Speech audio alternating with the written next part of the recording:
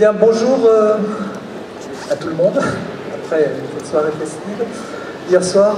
On va évoquer aujourd'hui un sujet qui a sans doute déjà été évoqué de nombreuses fois, indirectement ou directement dans d'autres tables rondes, mais là plus frontalement, donc la question de la présence des ordinateurs, notamment des ordinateurs géants, mais pas forcément non plus, on verra qu'il y en a d'autres, dans le cinéma de science-fiction, au sens large du terme. Pour ce faire, on a un panel de 4 personnes qui ont des intérêts variés et des compétences extrêmement diversifiées et qui s'intéressent, j'ai pu constater en tout cas de près ou de plus loin, au cinéma et au cinéma de science-fiction.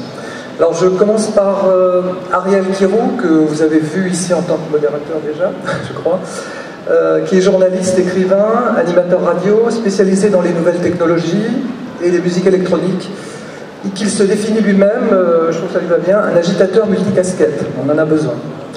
Il est directeur associé de la Société Moderne Multimédia et rédacteur en chef du site Culture Mobile. Il enseigne la musique à l'Université Versailles-Saint-Quentin, l'histoire critique des cultures actuelles à l'Institut supérieur des arts. Il est membre du comité de rédaction de Multitude, donc une revue, et c'est aussi un passionné de littérature, de science-fiction, mais pas seulement, de philosophie, de cinéma, comme en témoignent ses ouvrages, donc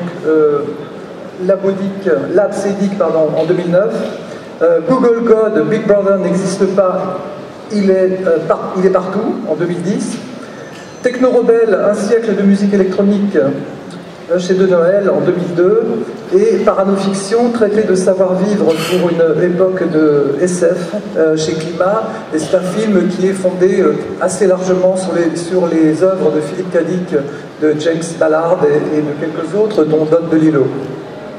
Et qui parle aussi de beaucoup de choses, y compris de son expérience personnelle. Et voilà, je trouve que c'est un ouvrage passionnant.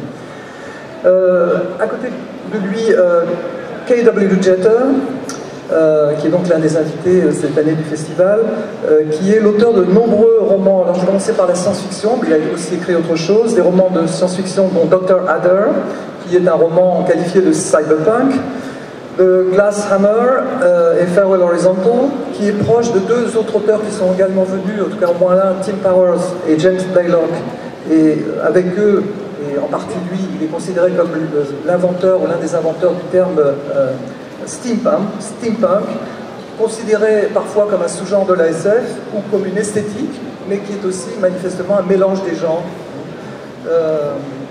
Et son plus récent ouvrage s'appelle Fiendish Schemes, Plan diabolique, et c'est la suite d'Infernal Devices, les machines infernales, publiée en 1987, suite qui était longtemps attendue.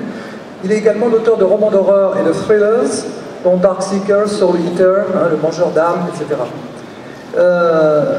Gardien de nuit, Nightman, est une référence à La soif du mal de Orson Welles. Il a écrit une série de romans dans les univers de Star Trek et Star Wars et donné 3 suites à Blade Runner. Et il a également un projet récent qui s'appelle The Kim of Thrillers, série de romans que vous pouvez trouver sur Amazon. Raphaël Granier de Cassagnac, qui est écrivain et physicien des particules, donc c'est l'un des 2 scientifiques présents sur le plateau au CERN. Il cherche à caractériser le plasma de quarks et de gluons, là ça devient complexe, un état dans lequel était l'univers pendant les premières microsecondes du Big Bang. Il est directeur de collection de la collection Ouroboros chez Nemos. Il publie des livres qui recréent un imaginaire des grands écrivains, en particulier du 19e et du début du 20e, Lovecraft ou encore Jules Verne. Donc Un an dans les airs pour Jules Verne et Kadat. Et ce sont des romans qui sont magnifiquement, des textes pardon, qui sont magnifiquement illustrés par Nicolas Fructus, entre autres, qui est présent, je crois, ou qui n'est pas loin en tout cas, et je tiens à lui rendre hommage ici. Et Raphaël est également l'un des auteurs, c'est-à-dire qu'il écrit des textes aussi pour ses ouvrages. Il a publié 2 romans, outre divers textes brefs, donc 2 romans, Eternity Incorporated, Éternité incorporée, chez Nemos en 2011, et en 2014, donc tout récemment, en août 2014 en fait, Thinking Eternity, un thriller, à la fois un mélange des genres, là encore, un thriller, enquête journalistique et projection ou anticipation visionnaire. Et enfin, Éric Dumonteil, donc, qui est physicien, lui, physicien pur et dur, si j'ose dire, Au CEA Saclay, maître de conférence à l'INSTN, professeur à l'école centrale, spécialiste de la physique statistique et des simulations par la méthode de Monte-Carlo. Il nous expliquera ce que c'est, on n'est plus au casino là. Et il est titulaire de la chaire Computing Sciences de la Maison de la Simulation, qui associe en fait différents laboratoires de recherche et universités, dont le CEA, le CNRS. Il est passionné par l'histoire du calcul et la physique de l'aléatoire. L'aléatoire, c'est quelque chose qui a pas mal stimulé les imaginaires des écrivains de science-fiction aussi. Et il a publié sur la compréhension à l'aide d'outils théoriques et numériques des phénomènes de transport stochastique. On trouve ça aussi dans les romans de Philippe K. Dick, par exemple, qui permettent de modéliser les réactions dans les cœurs des réacteurs nucléaires. Voilà. Et sa thèse est disponible sur le net pour ceux qui voudraient s'y plonger, en PDF. Voilà, donc merci de votre présence. Donc, puisqu'il est question, on a pris comme point d'articulation, en quelque sorte, 2001 Odyssée de l'espace, en film de Kubrick, effectivement, avec des images mémorables d'un ordinateur central. Mais je voudrais, comme première question, demander à chacun d'entre vous d'évoquer les films de science-fiction qui utilisent des ordinateurs pré-2001. Il y en a un certain nombre, et donc j'aimerais que vous m'en parliez, donc, selon vos compétences, voilà, vos intérêts personnels. Alors, qui veut commencer ? J'étais pas né avant 2001, moi, donc c'est pas évident. Non, mais tu m'as donné la perche juste avant. Là, il y a le film il y a Alphaville, dans lequel il y a effectivement une intelligence artificielle qui s'appelle Alpha 60, et qui, je pense, aborde.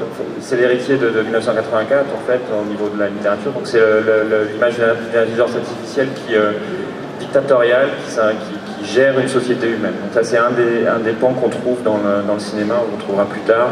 L'intelligence artificielle qui est dictatoriale, en fait, qui agit comme dictateur. Et c'est pas du tout ce qu'on trouve, je pense, dans 2001, où là on a une intelligence artificielle qui fait face à une poignée d'humains et qui est également malveillante, mais pas de la même façon.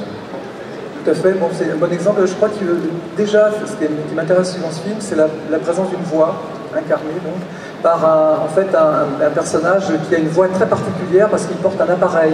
Il a des problèmes de difficulté d'élocution, et donc du coup ça donne une caractéristique très insolite et inquiétante à cette voix masculine. Alors moi j'ai profité de la programmation cinéma très riche de ce festival pour rattraper un peu mes lacunes en science-fiction, et en particulier il y a un film qui m'a inspiré, c'était Demon Seed, donc un film de 1977, dans lequel on voit à l'œuvre... C'est Post. C'est après... Désolé, hors sujet là pour l'instant, mais hors sujet pour l'instant, on y reviendra tout à l'heure, mais je préfère qu'on garde ça pour plus tard, si ça vous en... Bon alors, oui, bon, là j'ai plus que le film de Fritz Lang avec Metropolis, mais ça va être serré là. Oui, mais c'est quand même une sorte de manière imaginaire, une sorte d'antécédent, effectivement, de la machine. Exactement, mais la différence, effectivement, en ce qui concerne Metropolis, c'est que la machine est la métaphore de la machine au sens large, qui s'incarne après dans le robot, bien évidemment, mais on n'est pas dans l'intelligence artificielle qui va concrétiser cette figure métaphorique de la machine sur tous ses points de vue, c'est-à-dire technologique, symbolique et tout le reste. Hein. Donc c'est vrai que c'est une prémisse, mais sans le visage de l'IA. Tout à fait, oui. Mr. Genter? Can I jump in here? Yes. I think, you know, we've got this notion of the sort of universal, ubiquitous, and pretty invisible computer that Hal represented in 2001, and which became sort of a idea that kept repeating in subsequent films, just because, well, not just because, but for one of the reasons it did, was because it made storytelling so easy in some sense for science fiction authors and science fiction filmmakers. In a science fiction story, you're always faced with the problem of sort of downloading into the audience or the reader's mind a lot of information that needs to be presented in as elegant a fashion as possible, and not a clunky sort of way. And when you have the invisible, ubiquitous computer that you can just talk to, it makes life so much easier for storytellers. You can just say, this is how my character gets this vitally important information. He just merely says, give me the information and we hear the voice telling him. You see this all the time in, say, Star Trek, where the captain is able to just say, computer, give me such and such, boom, boom, boom. He doesn't have to sit down at a console. He doesn't have to take a interface device out of his pocket. He doesn't have to log in. He doesn't have to authenticate. It just happens. And in that sense, that had an effect for storytellers and filmmakers, made life a lot easier for us. We could just sort of make sort of a reference to that information was this sort of universal, ubiquitous cloud that could just be drawn upon whenever necessary. And as I say, that makes life so much easier.